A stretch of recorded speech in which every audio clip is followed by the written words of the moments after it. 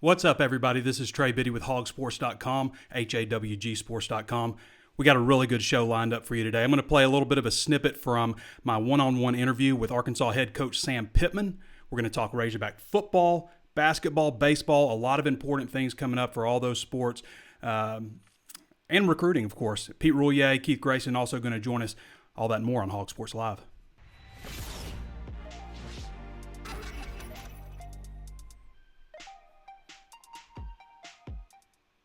Before we get started, as always, I want to remind everybody there's plenty of ways to watch and listen. You can watch on Facebook Live, where we're always streaming live. Be sure to follow the page, and also on YouTube right after that. Be sure to subscribe to that channel and hit the notification bell so you're notified anytime we upload a new video. Available on Apple Podcasts to listen. Throw us a 5-star review if you like the content. Spotify, Stitcher, iHeartRadio, Google Play, just about anywhere you can think of to find your favorite podcast.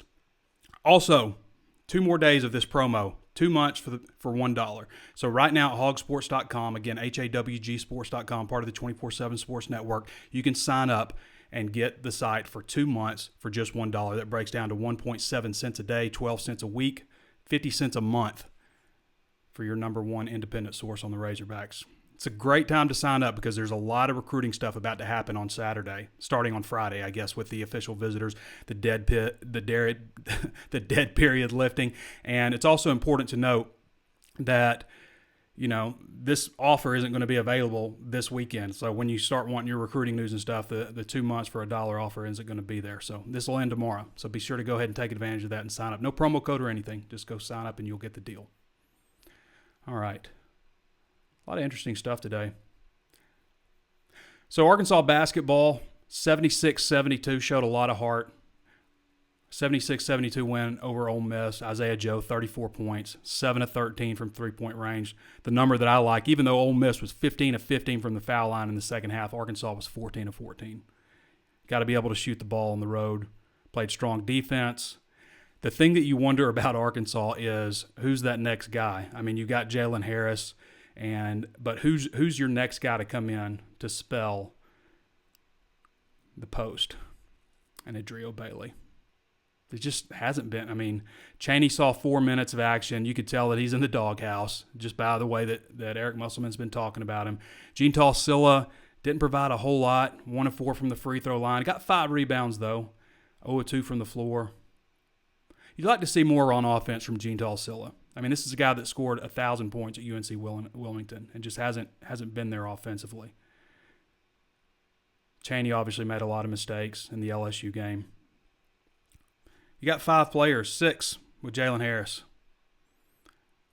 Everybody played 30 minutes among the starters except for Adrio played 26. So up next for Arkansas, Vanderbilt, 7:30 Wednesday night. That's going to be an entertaining game. Vanderbilt not playing very well last time out. And then you've got Kentucky sold out, 3 o'clock in Bud Walton Arena.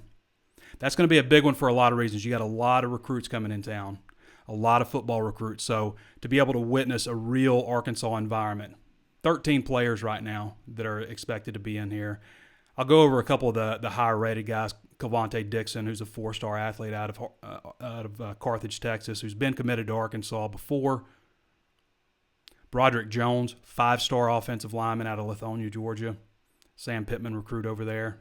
Arkansas is going to get a visit from him. It's going to be tough to pull out as with any 5-star, but they're getting the visit. A lot of other good-looking prospects coming in. Savion Williams, who's also been committed to Arkansas for a while. Jashad Stewart, who's already signed. So, good-looking group overall. Alan Horace is another one. 13, there may be one added here or there, maybe one taken away. Nick Starkel is transferring. Everybody got me okay? Looks like it. Nick Starkel is transferring to San Jose State. Talk about irony. Good luck, Nick. But I'd be lying if I said this wasn't incredibly ironic. But I hope he does well there. Came to Arkansas, gave Arkansas a shot when they needed him. Didn't work out. Jerry Jacobs is transferring to Arkansas. Formerly at Hutchinson Community College under Ryan Rhodes, new Arkansas linebackers coach, and then played at Arkansas State, was all Sun Belt there. So that's a nice pickup. From what I can tell, he's not a graduate transfer. I've seen his transfer portal profile, there's nothing that says graduate transfer on there, so I'm guessing he'll have to sit out unless he gets some kind of a waiver. Burrito Tut, on the other hand, has withdrawn his name from the transfer portal.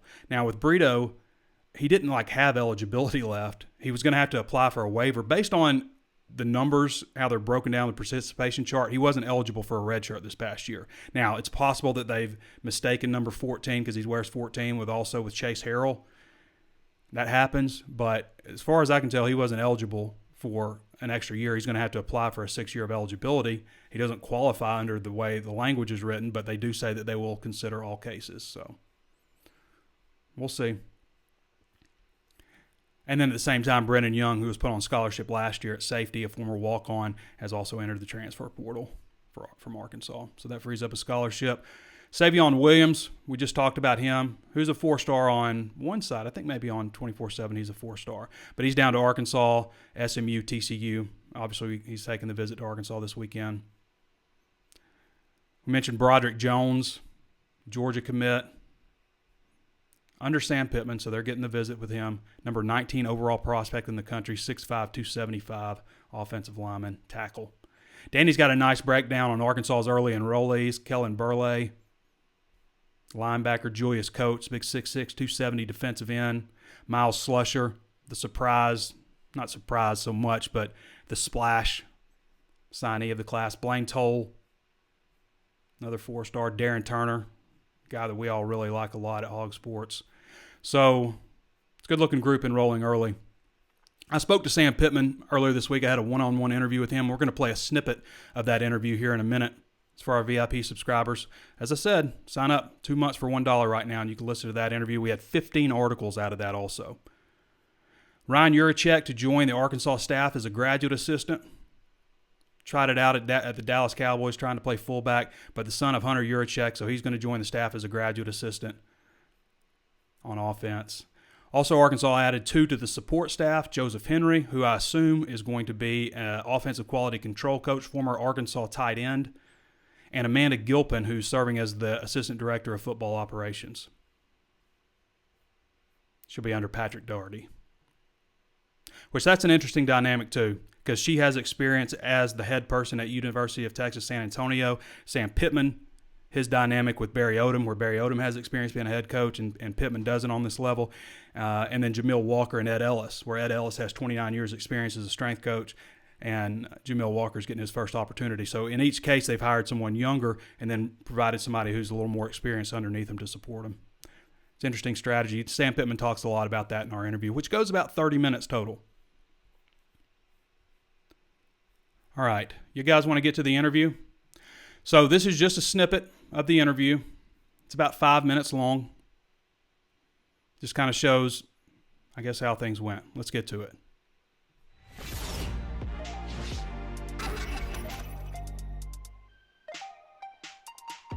What's up, everybody? This is Trey Biddy with HawgSports.com coming to you from the Fred W. Smith Center, just outside here. We're about to do a one-on-one interview with Arkansas head coach Sam Pittman. Rare opportunity for that. So definitely looking forward to this for a while. And we can't video it. We can't video it today, but it'll be fine. It'll be fine. So we'll take a look at the office also. A place that a lot of people don't get to see, I guess, day to day. So is it open? It's open. All right, here we go. This is the office. A lot of important decisions are made. Nobody gets to see it, though. Here with Sam Pittman, new Arkansas head coach. Is this the nicest office you ever had? Yeah, Biggest? kind of by far. Yeah, it's nice, man. I know you got a lot of work, so if you had a time just to kind of sit down and say, wow, this has really happened. I'll be lying to you if I didn't, if there wasn't times in a day or sometime in the week or sometimes at night when I go, I'm head coach at Arkansas. Mm-hmm. It's it's awesome. It's like you just work, and then when it happens, you go, wow, So I think a lot of that, Trey, comes out with that you're really appreciative of it, as well. But I think, yeah, to answer your question, yes, I do that quite often. When you were assembling this staff, what were the main priorities you were looking for? What were your goals? I wanted to find a communicator. The first thing I wanted to hire good people, good men. Guys that have a lot of friends. Guys that people want to be around. And then I want to make sure that they were good communicators. And with that, I wanted to hire people that weren't afraid of the players. Is this you? Did you read any kind of books on how to get to know people, or did you just kind of naturally have that with people? I'll tell you what people have told me before. They say within about 5 minutes of meeting you, they feel like they've known you their whole life. One of the greatest compliments that I've heard about myself was Kirby Smart gave it to me. Whether that's good or bad, some people like it, some people don't. A little bit too country for some and all that kind of stuff. But we are who we are, and it fits in my opinion, well at Arkansas. The first guy I wanted to ask you about was Jimmy Smith, because he's intriguing to me. Legendary high school coach, 4 track championships, 2 football championships in a 4-year period. How'd you get to know him?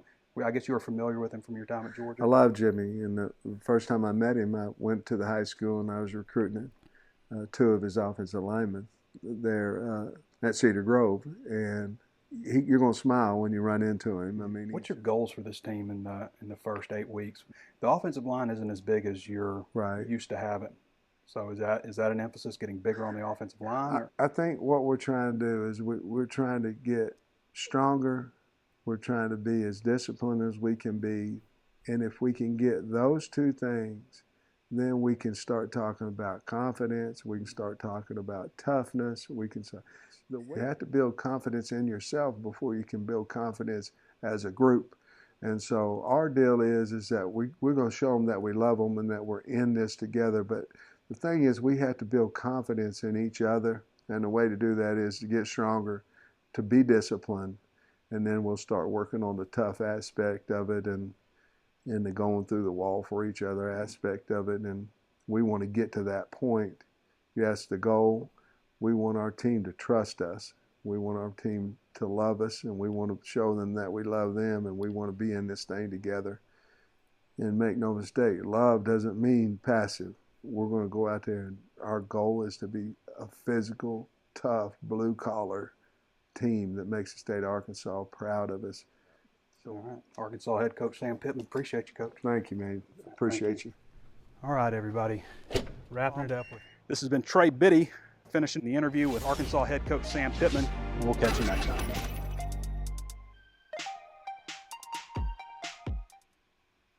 All right, everybody. Again, I got to mention this right over here. 2 months for $1.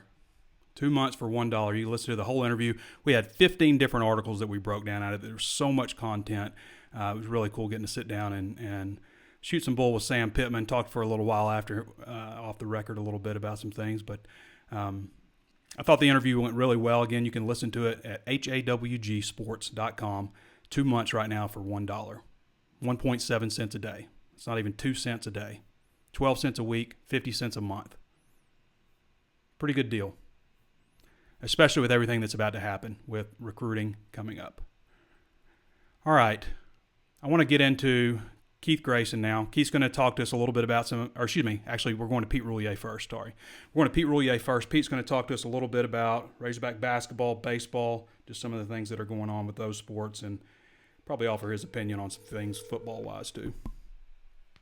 Trey, what's going on, man? How you doing? How you doing, Pete? So I was just playing the Sam Pittman interview. I know we had like 15 articles. You ended up writing most of those. We had about 15 articles out of that. A lot of important stuff coming up with Razorback athletics in terms of recruiting, basketball, of course. We got an interview with Eric Musselman coming later today. What are your thoughts right now on where things stand with Arkansas basketball and jumping into this Kentucky game? And we're overlooking the Vanderbilt game because they haven't played very well lately, but it's a big week for Arkansas basketball. Absolutely, and I think getting that win against Ole Miss. Before I do that, I want to say that the interview with Pittman was awesome. It was really conversational, and I think that you and Pittman sitting down, I feel like you guys have a lot of similarities. That was just really fun to be able to get an inside peek on that, and there was a lot of good content coming out of that, so that was awesome. Thank you for doing that. In terms of basketball, that win against Ole Miss, I think that was huge because If you're going to want to compete, and I think Arkansas's got a chance to be at the top of the SEC, even though they were picked to finish lower than a lot of people expected. I think they got a chance to be one of the top teams in the SEC. You got to win those games. And splitting it with LSU, you hope they would have won that game, but you're not going to overcome 29-point rebound margin. To get that win and Isaiah Joe to show up, I think that was huge. Going into this week, Vanderbilt, I think Jerry Stackhouse was a great hire, but the loss of Nesmith, who was the leading scorer in the SEC, he's going to be out for the rest of the season. He was the leading scorer with 23.5 points. You can't overlook the game because if you do, then bad things happen. But I really think that Arkansas is going to be able to win that game pretty easily. And then looking on to Kentucky, like you said, it's going to be a huge game. Sold-out crowd. An opportunity for Musselman to really just get the fan base behind him if he hasn't already. A tough matchup is going to be E.J. Montgomery as a freshman forward, and obviously with the lack of size, a physical, dominating big man, athletic is going to be tough. You got to keep him off the boards. But I think it's good that Arkansas got Kentucky a little earlier in the season because, Calipari's teams kind of seem to really get it together. Yeah, always really young. The SEC schedule. Mm-hmm. So I think they have a really good opportunity at home in front of a sold-out crowd. Yeah, and as we mentioned, it's such a big recruiting weekend. You've got 13 visitors slated to come in, some really highly regarded prospects, some guys that you really need to get on this roster also. So just exposing it, it really shapes up perfectly. And somebody asked about the game time, but it's a 3 o'clock game, 3 o'clock tip on a Saturday with a huge visit weekend. It's not too late, not too early. I mean, that's about as perfect as you can get for a recruiting weekend, so that's really big. For those of you who aren't familiar with Pete Roulier, you can follow him at PeteRoulier on Twitter. He's been with us for almost a year now and does a great job covering football, basketball, baseball. And on the topic of baseball, Pete, there's a lot of stuff that's starting to roll out here. You've got a couple of Hogs named preseason All-American. D1 baseball just ranked Arkansas 7th. You ready to get baseball started up? We haven't barely started into conference play in basketball. I know, right? Basketball was just getting revved up, and now we're going into baseball. I think, I'm excited to see what the kind of crowds that are coming out this year for baseball, just considering the preseason hype, what happened last year, and then you got these great juniors returning, which I think is always important to have some experience on the team. We're talking about Heston Kjerstad, Casey Martin. I'm excited to see what Casey Obis can do with his bat because we all know what he can do defensively. If he can get his bat going, he's going to be one of the top prospects in the nation. Going to be a great pro. So that's exciting. The thing that you're going to be worried about if you're an Arkansas fan is no Friday night ace yet. Mm-hmm. Those guys seem to kind of show themselves later in the season after – who knows if Connor Nolan skipping out of football, if he's going to be the guy that's going to be that Friday night ace, or it's Patrick Wicklander, who's going to also be a sophomore. Both got great experience, so you're happy with those two guys starting, but who's going to be that third starter? Is it going to be Kevin Kopps, a guy that was a great bullpen guy for Arkansas last year? Is it going to be the freshman Blake Adams? Is it going to be somebody else? Who knows? We're yet to see. What I'd be concerned about is that bullpen, though, because – you're losing all of your top guys in the bullpen. And Arkansas had one of the best in the nation last year. I'm talking about Kossischak, Scroggins, and all these guys I mentioned would probably be the top reliever for their respective teams if they're playing somewhere else. But Arkansas had all these guys. And then, of course, the fire-breathing dragon, Matt Cronin's going to be gone too. And if you want Kopps as your fourth guy, he might be a starter. So you're going to have to figure out what's going on. Zebulon Vermillion's looking like he's going to be the closer. So that's going to be interesting to see how that kind of plays out. But I think you're going to be okay just because that line's going to be so potent. I think another guy to look out for is Cole Austin, who's a transfer from Arizona State. And then just seeing how these younger guys from last year that got thrown in the fire develop, it's going to be a heck of a baseball season. And then going back to the Kentucky game, I just want to throw this in there. I went to the U of A in 2014, and my favorite memories, I mean, to be quite honest, aren't football games just because of how the football program was. Right.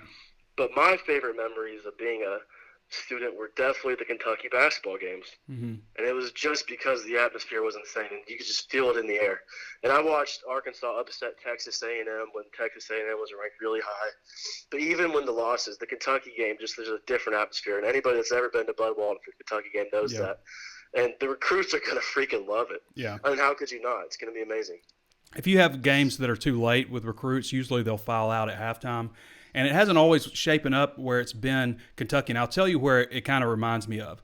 It reminds me back in 2009 2009-10, something like, I can't remember the exact year, but it was the 2009 recruiting class. So this would have been 2010.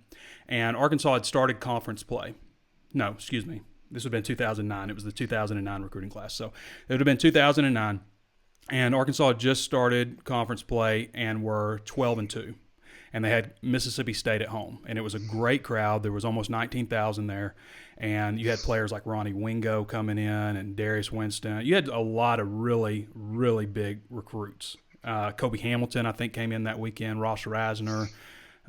There's a couple of DeQuinta Jones, who was a 4-star prospect. So all those players came in, and I remember the environment was crazy. And the student section, they had signs and the giant head things. It was a really great environment. I think that weekend had a big role to play in landing a lot of those players. Now, Arkansas lost the game, would go on. They started off 12-2, would go on to finish like 2-14. That was such an anomaly. Weird. They beat Texas, who is number 4 in the country, and Oklahoma, who is number 7 in the country. I might have those rankings reversed, but it was 4 and 7 heading into that conference slate, and just completely fell apart the rest of the way. And you kind of watch that, the similarities with this team. I think Musselman's a way better coach than John Pelfrey. I didn't understand that hire at the beginning, but yeah, it didn't take long to figure out things weren't going to work out with Pelfrey at Arkansas. But I will say this team closes so well. And that's usually when the best team shows up. You hear all this stuff like playing a football game. Oh, we were right with Alabama until, the fourth quarter, and then they just kind of pulled away. We fought the whole way. Well, that's when the best team steps up. I mean, it's almost like you stay in the game and then the best team takes over and wins the game. And that's what Arkansas is doing in basketball. I just worry about their bench. I worry if somebody gets hurt. Then where are they? Because they really got 6 players right now that I think that they can count on, with Jalen Harris being the 6th man. Yeah, I think Gene Telsil has been a disappointment. Reggie Chaney, he's been a disappointment, but I think there's still time for one of those guys to step up because, to be honest, the door's wide open. Musselman mentioned it. Somebody's got to spell Adriel Bailey. The door's wide open. The opportunity's there to step up. There's still a lot of season left to play, so we'll see how that goes. But just imagine being an 18-year-old or 17-year-old recruit going to watch the Kentucky game, and it's Arkansas wins or loses, but the environment's going to be great regardless. Yeah. And I don't think they're going to get blown out. I don't think this team is built as a team to get blown out. It's hard to see them getting blown out because they haven't been. Right, all their losses have come down to the wire. They've been in every game. And I think Arkansas fans are extra appreciative of that because of the way the football season went. It would be 17-0 at the end of the first quarter. Several times that happened for a streak. No kidding. Kidding. So, but imagine going to that atmosphere, seeing that, and a lot of people, a lot of these recruits might not be familiar with what Arkansas is, and then after the game or whatever, you get to talk to Sam Pittman. He gives you a genuine, wasn't that awesome? Wasn't that damn awesome? Yeah. I mean, that's probably a little bit of the difference between him and some other coaches, man. That was just awesome, wasn't it? Yeah. Pittman will also say, I don't want to do that. That's stupid. I remember. No, it's not the only. He says it a couple times in the interview that I have with him. But I'll tell you something else that's great about Arkansas. And first of all, people say there's a stigma with Arkansas in recruiting, and that's not true. So, I mean, there might be, but there's a stigma with every state. Pretty much in the Southeast, there's a stigma with every single state, and so that's not the reason that Arkansas can't. The reason that Arkansas has a hard time getting recruits in is you have to be extra proactive. You have to think outside the box. You have to think a little bit differently, and you have to get those recruits on campus. It's harder to get a guy on campus than it is, Auburn, where Atlanta's just a couple hours away. So exactly. It's more difficult for Arkansas to get them on campus. But once they do, you have a great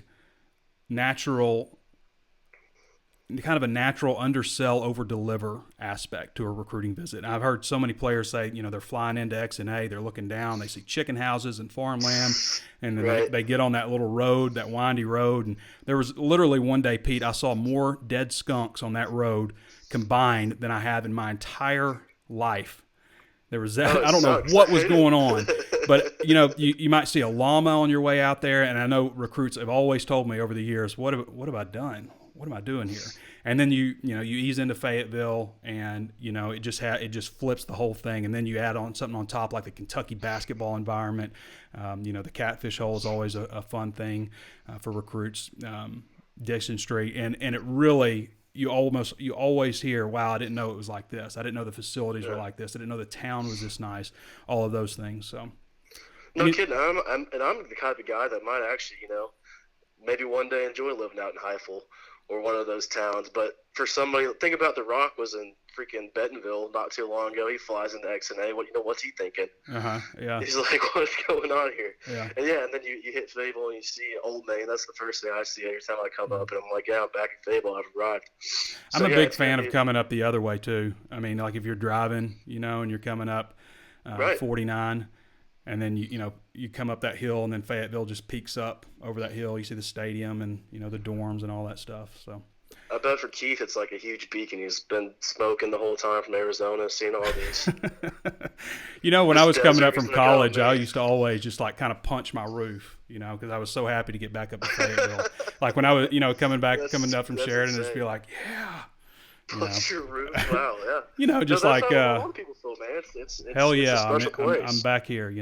Especially when I was coming in from Georgia. Because I would stay in Georgia like during the summers. I was living in Georgia, and I would come up. So, all right, I Pete. can imagine that. Appreciate you, man. All right, y'all take it easy. Right. And I had one more thing to add, which I thought was interesting from your interview. It was about Derek LeBlanc. I thought that was really cool. LeBlanc. Yeah, sorry, I'm not. I know it's difficult. Whatever, but I just thought it was cool how Pittman and Odom were sitting in a room like, who are we going to get? Yeah. And these are two guys in the SEC East. And I think about Pittman, who's one of the top offensive linemen in the country, top offensive line coaches in the country, just thought, hey, man, who's been tough to play against? Yeah. Kentucky's defensive line. So I thought that was one of the really cool stories out of many from your Pittman interview. So y'all take it easy. All right. Appreciate you, Pete. Bye. All right. That's Pete Roulier. Pete does a great job for us again. All his stuff is at HAWGsports.com. Be sure to sign up to the newsletter at HawgSports.com. We put all of our free content in that every day. Usually send one, sometimes two if there's a breaking news item. Some of the other stuff in that one-on-one interview that we talked about, I broke down Pittman's goals and timeline for the winter training cycle, which starts today, when they plan to start spring football, how long that's going to go. Pittman's seeing potential and recruiting the Peach State, how he's going to go about recruiting that state, who's going to put in there and stuff. We got some rough outlines of recruiting territories also. They haven't completely finalized that, but they've got pretty much everybody in at least one state, not including Arkansas. Pittman's thoughts on the early signing period, what Sam Pittman looked for in coaching candidates, Pittman's strategy in hiring support staff. We talked a little bit about that a minute ago. The idea, just the way the Kendall Briles hire broke down, how that was introduced to him and where things went from there. Hiring Barry Odom, that was just kind of a no-brainer hire. Jimmy Smith breaking down his hire as the running backs coach. Brad Davis's recruiting ties and how that's going to be valuable to Arkansas. Ryan Rhodes, how that hire came about. Pittman and his prioritizing special teams with Scott Fountain. Pete mentioned Derek LeBlanc a little bit, how that hire came about, how his name came up. What John Cooper brings to Arkansas as tight ends coach. There's a story about where the coaches are living right now, how they're getting settled in Fayetteville, and then another story just about the origin of Sam Pittman's signature phrase, "Yes, sir." Just kind of the origin of that and what he thinks about it. Will he continue it? Based on what? There's a lot of things like that. Like I said, it's almost 30 minutes of interview time. All right. I did this last time. It's called The Hard Ask. If you haven't followed the Facebook Live channel, then go ahead and follow it right now. I did it with YouTube last week, and people just followed the YouTube channel. So if you like the content that we're bringing up, if you want to be notified when content comes up, subscribe to the YouTube channel or hit the Facebook Live follow button. And throw us a thumbs up on both platforms if you haven't done so already and you like the content. If you don't worry about it. But if you like it, why not? All right, we're going to get to Keith Grayson, get his viewpoint on a few things. Keith always provides a unique fan experience, a unique fan take. The former disgraced founder and president of the Arizona Razorback Club. Keith, how you doing? What's going on? Well, we were just talking about some of the stuff. Did you have a chance to listen to the Sam Pittman interview yet? I did this morning. You did? Yeah, I thought he came up with had some interesting things to say. You wouldn't know too much about that though. You haven't really talked to him since he got hired as Arkansas coach, right? Apparently he listens to the show, so I probably didn't give him much of a chance to be the next head coach. Well, you kind of called it though in a lot of ways. I mean, you I think you had him as you said he would be the offensive line coach, but we didn't know how the thing would break down. If you One had, out if of he three was, ain't bad. I was saying it was going to be him in a package deal with Lance Thompson, which apparently he had some sort of show cause and probably can't touch him with a 10-foot pole right now. right. Well, I think they came out with a pretty good hire with Derek LeBlanc. I think that, and again, you can read about how that all broke down with Derek LeBlanc. Lots of SEC East flavor in the staff. A lot of SEC flavor, period. I mean, if you go back and think about the last staff, Keith, I mean, there was Barry Lundy Jr., whose only SEC experience is at Arkansas, and that was it for the offensive side. That was all of it. And then on the defensive side, you had some more experienced veteran coaches, but, you just didn't get the recruiting out of a couple of those guys, Ron Cooper and John Chavis. Yeah, if you look at it from the perspective of if you just did like kind of a blind taste test type thing and set it up to where you say, all right, we're going to have probably the best recruiter in the country, top 3 recruiter in the country on staff, and have maybe top 10 DC, top 20 OC, and then 2 of the top line coaches on either side of the ball, sprinkled in with some younger, secondary and running backs coaches. Wouldn't you take that all day? Yeah. I mean, isn't that a pretty good setup?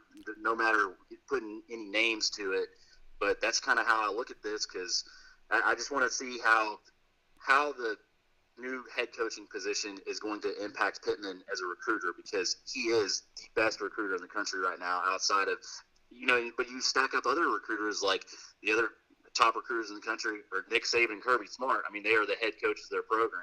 Yeah. Respectively. So it's just going to be interesting to see how that new dynamic works with him, and if it takes away anything from him, his ability to be able to recruit. It'll be interesting, and you make a good point, because it's not like he's going to be in your home now. He'll get one chance to go inside your home and visit with the family, versus he would have had 6 as an assistant coach. So it's gonna be a little harder to win Mama. Yeah, you got to get her on campus. So got to get him on campus. That's usually who's making the decision. What do you think our chances are with Broderick Jones? I mean, I think it's great that they're getting a visit, but I mean, he's from Lithonia, Georgia. He's committed to Georgia. I mean, but there's some mass exodus from there.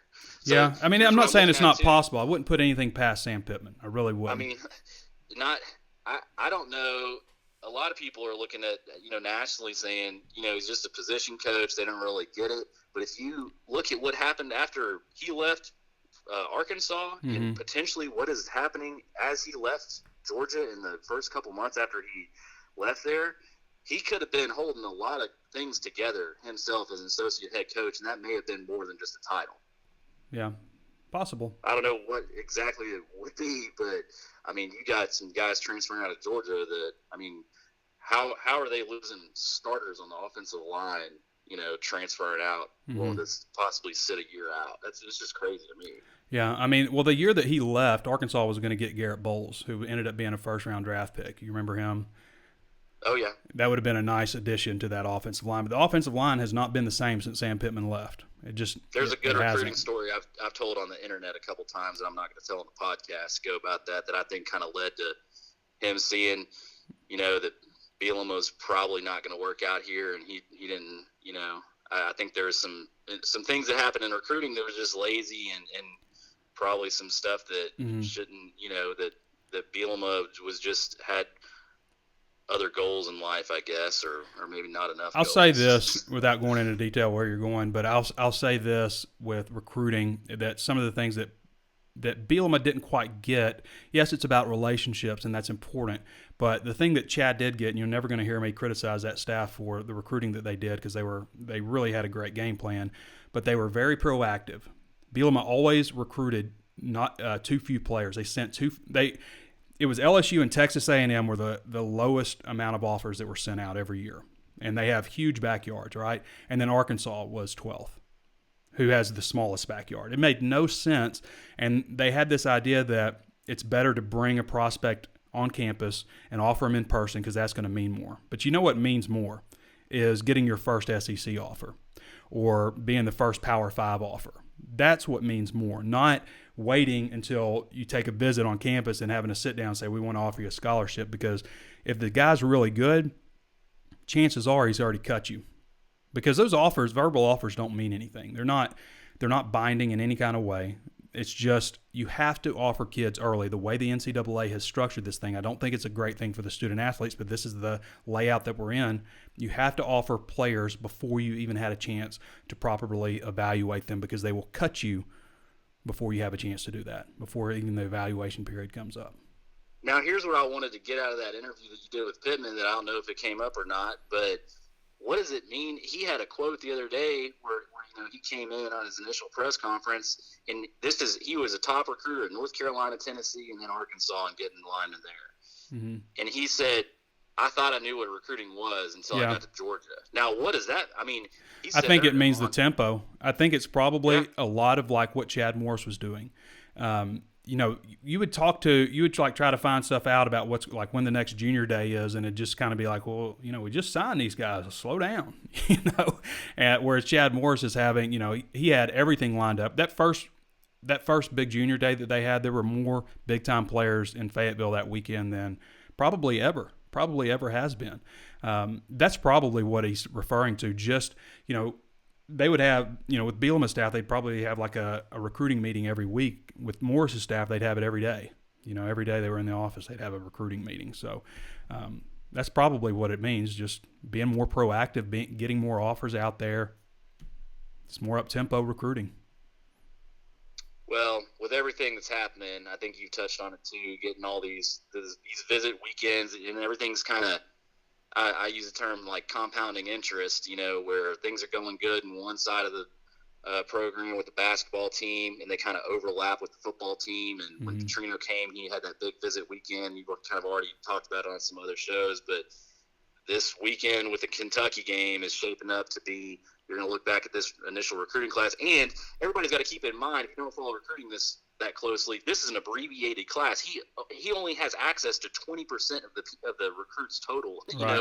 And so everybody's off the board. Mm-hmm. Wait until he has a full year to put something together, and getting 5-star offensive linemen in, and I mean next year's class, I mean it's gonna be crazy. But with this Kentucky game coming up, and putting all this together with the class that he's already kind of signed, I don't think we could have had a better scenario. I don't think that any other coach could have really put this together. So we're going to have to see some better play on the field, though, too, Keith. I mean, we can talk about like being a great recruiter and all that stuff is fine, but if Arkansas continues to just look awful, then it's just going to hurt. People start thinking Arkansas is the problem. People already think Arkansas is the problem, and they're wrong. It's not the problem.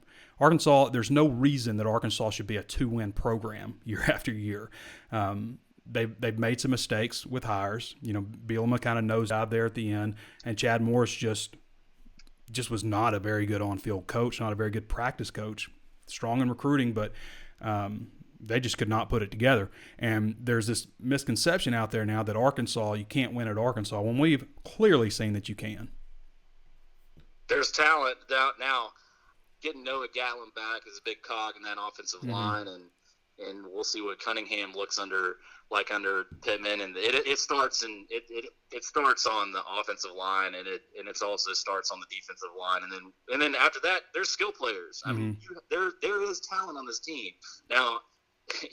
Looking at the recent hires in the SEC West and like what we're going against every year, going to Notre Dame, I don't know what that's going to look like in the win-loss column, like 4-8, 5-7.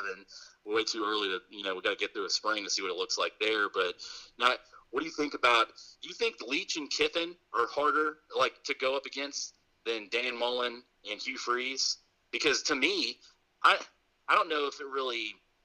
I mean, yeah, they're good names, but we were winning against those coaches, and I think arguably they had more success at those schools than I think Leach and Kiffin are going to see. I don't know if it's like, I'm not really shaking in my boots over those hires right now as it stands, even though I was banging the loudest Kiffin drum there was, probably thinking he was going to. I just was putting the pieces. I think both of those coaches. I think Kiffin and Leach are guys that can turn a program around real fast, and we'll see what the ceiling is.